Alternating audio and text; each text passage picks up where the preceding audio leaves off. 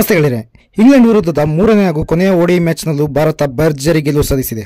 ಬ್ಯಾಟರ್ಗಳ ಅಬ್ಬರದ ಬ್ಯಾಟಿಂಗ್ ಮತ್ತು ಬೌಲರ್ಗಳ ಬೊಂಬಾಟ್ ಬೌಲಿಂಗ್ನಿಂದಾಗಿ ಭಾರತ ಮೂರನೇ ಮ್ಯಾಚ್ನಲ್ಲಿ ಇಂಗ್ಲೆಂಡ್ ವಿರುದ್ಧ 142 ರನ್ಗಳ ಬೃಹತ್ ಗೆಲುವು ಸಾಧಿಸಿದೆ. ಈ ಮೂಲಕ 3 ಮ್ಯಾಚ್ಗಳ ಓಡಿಐ ಸೀರೀಸ್ನಲ್ಲಿ ಭಾರತ ಕ್ಲೀನ್ ಸ್ವೀಪ್ ಸಾಧಿಸಿದೆ.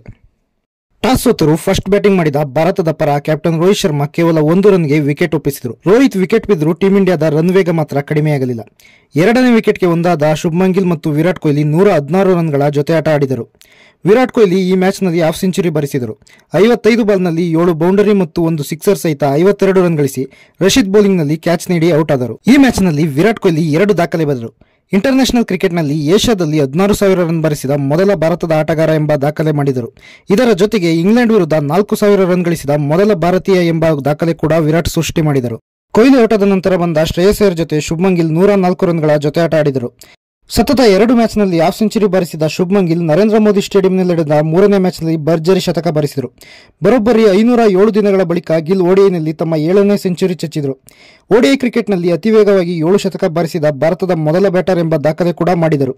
102 ಬಾಲ್ನಲ್ಲಿ ಗಿಲ್ 14 ಬೌಂಡರಿ ಮತ್ತು 3 ಸಿಕ್ಸರ್ಗಳನ್ನು ಚಚ್ಚಿ 112 ರನ್ ಗಳಿಸಿದಾಗ ರಶೀದ್ ಬೌಲಿಂಗ್ನಲ್ಲಿ ಬೋಲ್ಡ್ ಆದರು. ಇನ್ನು ಶ್ರೇಯಸ್ ಅಯ್ಯರ್ ಸತತ 3ನೇ ಮ್ಯಾಚ್ನಲ್ಲೂ ಅರ್ಧಶತಕ ಬಾರಿಸಿದರು. 64 ಬಾಲ್ಗಳಲ್ಲಿ 8 4 ಮತ್ತು 2 ಸಿಕ್ಸರ್ಗಳು ಸಹಿತ 78 ರನ್ ಬಾರಿಸಿ ಔಟ್ ಆದರು. ಇನ್ನು 5ನೇ ಕ್ರಮಾಂಕದಲ್ಲಿ ಬಂದ ಕೆಎಲ್ ರಾಹುಲ್ ಅಬ್ಬರಿಸಿ 29 ಬಾಲ್ನಲ್ಲಿ 40 ರನ್ ಬಾರಿಸಿದರು.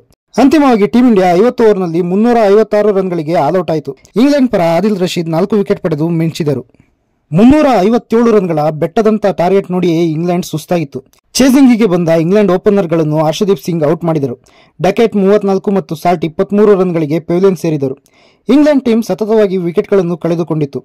ಭಾರತದ ಬೌಲರ್ಗಳು ಇಂಗ್ಲೆಂಡ್ ಬ್ಯಾಟರ್ಗಳ ಮೇಲೆ ಸವಾರಿ ಮಾಡಿದರು. ಎಷ್ಟರ ಮಟ್ಟಿಗೆ ಎಂದರೆ ಬೌಲ್ ಮಾಡಿದ ಎಲ್ಲಾ ಬೌಲರ್ಗಳು ಕೂಡ ವಿಕೆಟ್ ಬೇಟೆಯಾಡಿದರು. ಹರ್ಷದೀಪ್ ಸಿಂಗ್, ಹರ್ಷತ್ ರಾಣಾ, ಅಕ್ಷರ್ ಪಟೇಲ್, ಹಾರ್ದಿಕ್ ಪಾಂಡ್ಯ ತಲಾ 2 ವಿಕೆಟ್ಗಳನ್ನು ಕಿತ್ತರೆ ವಾಷಿಂಗ್ಟನ್ ಸುಂದರ್ ಮತ್ತು ಕುಲ್ದೀಪ್ ಯಾದವ್ ತಲಾ 1 ವಿಕೆಟ್ ಬೇಟೆಯಾಡಿದರು. ಇಂಗ್ಲೆಂಡ್ ಪರ ಡ್ಯಾನ್ ಬ್ಯಾಟನ್ 38 ರನ್ ಬಾರಿಸಿದರೆ ರೂಟ್ 24 ರನ್ ಗಳಿಸಿ ಔಟ್ ಆದರು.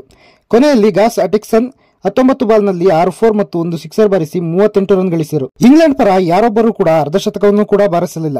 ಇದರಿಂದ ಇಂಗ್ಲೆಂಡ್ ಟೀಮ್ 34.2 ಓವರ್ನಲ್ಲಿ 214 ರನ್ಗಳಿಗೆ ಆಲ್ಔಟ್ ಆಯಿತು. ಭಾರತ ತಂಡ 142 ಅಂತರಗಳಿಂದ ಬೃಹತ್ ಗೆಲುವು ಸಾಧಿಸಿತು. ಇದರೊಂದಿಗೆ 3 ಮ್ಯಾಚ್ಗಳ ಓಡಿಐ ಸೀರೀಸ್ ಅನ್ನು ಭಾರತ ಕ್ಲೀನ್ ಸ್ವೀಪ್ ಮಾಡಿತು.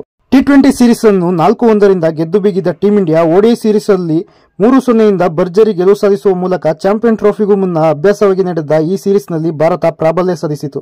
ಬ್ಯಾಟಿಂಗ್ನಲ್ಲಿ ಬಲಿಷ್ಠವಾಗಿದ್ದ ಭಾರತ ಈ ಸೀರೀಸ್ನ 3 ಮ್ಯಾಚ್ನಲ್ಲೂ ಇಂಗ್ಲೆಂಡ್ ಅನ್ನು ಆಲ್ಔಟ್ ಮಾಡುವ ಮೂಲಕ ತಾನು ಬೌಲಿಂಗ್ನಲ್ಲೂ ಕೂಡ ಏನು ಕಡಿಮೆ ಇಲ್ಲ ಎಂದು ತೋರಿಸಿದೆ. ಈ ಸೀರೀಸ್ ಪೂರ ಭಾರತದ ಪರ ತನ್ನ ಬ್ಯಾಟಿಂಗ್ನಿಂದ ಮಿಂಚಿದ್ದ ಟೀಂ ಇಂಡಿಯಾದ ಉಪನಾಯಕ Shubman Gill man of the series ಪ್ರಶಸ್ತಿಯನ್ನು ಪಡೆದುಕೊಂಡಿದ್ದಾರೆ.